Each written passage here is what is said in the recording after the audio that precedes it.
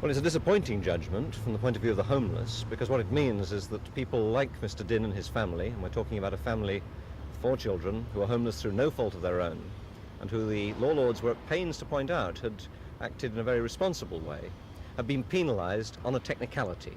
And unfortunately, that technicality imposed by Wandsworth Council has not been overturned. Does it in fact mean to families in the same position as the Deans that they ought to stay put until such time as they're physically thrown out of wherever housing accommodation they have?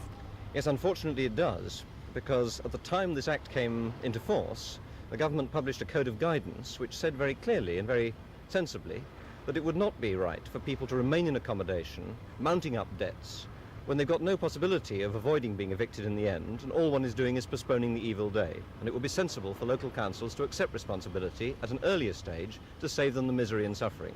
Now, unfortunately, that has not been followed by Wandsworth Council, and regrettably the law lords did not, in their judgment, overrule the council.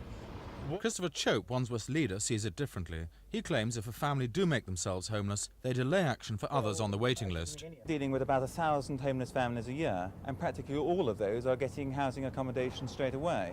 And that means that the people who are waiting on the waiting list, that they are having to wait that much longer.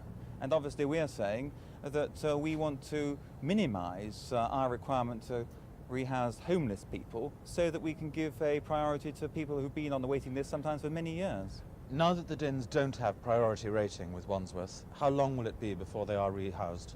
I can't say that but exactly, because I haven't looked at their case, but obviously the cases are moving up the waiting list quite fast now, and they've been on the waiting list for about a couple of years, so in due course they can look forward to being rehoused by Wandsworth Council.